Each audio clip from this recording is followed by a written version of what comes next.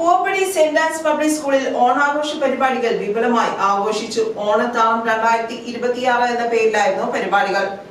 Koovappady saint Ans public സ്കൂളിൽ ഓണത്താളം 2026 എന്ന പേരിൽ സംഘടിപ്പിച്ച പരിപാടി വർണ്ണാഭമായി. പരമ്പരാഗതമായ രീതിയിൽ ചെണ്ടമേളത്തോടെയാണ് മാവേലിയും വാമനനും വിശിഷ്ടാതിഥികളും വേദിയിലേക്ക് എത്തിയത്. മലയാള വിഭാഗം അധ്യാപിക പ്രിൻസി ചടങ്ങിൽ സ്വാഗതം പറഞ്ഞു.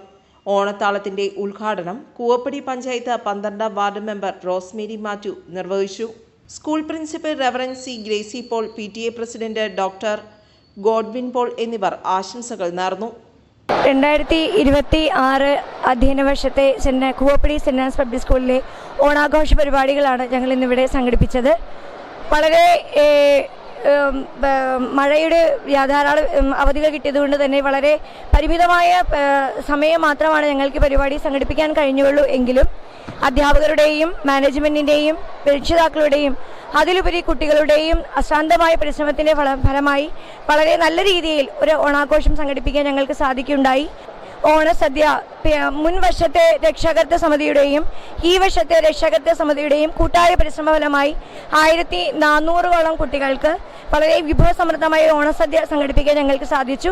School manager reverend C Maria John, vice principal reverend C Filsy K Sebastian, staff secretary GBCS Maveli, Vamanan തുടങ്ങിയവരും വേദിയിൽ സന്നിഹിതരായിരുന്നു. കുട്ടികൾ തയ്യാറാക്കിയ മനോഹരമായ പൂക്കളത്തിനൊപ്പം pre-KG മുതൽ 10ാം ക്ലാസ് വരെയുള്ള കുട്ടികളുടെ വിവിധയിനം കലാപരിപാടികളും ആഘോഷത്തിന് മാറ്റുകൂട്ടി.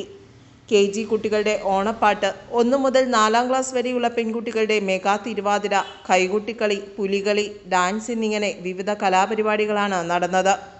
തുടർന്ന് കുട്ടികൾ ഓണസന്ദേശവും നൽകി. കഴിഞ്ഞ അധ്യയന വർഷത്തെ PTA പ്രതിനിധികൾ, ഈ വർഷത്തെ PTA അംഗങ്ങൾ, അധ്യാപകർ, സ്കൂൾ മാനേജ്മെന്റ് എന്നിവരുടെ കൂട്ടായ്മയോടെയാണ് ആഘോഷങ്ങൾ സംഘടിപ്പിച്ചത്.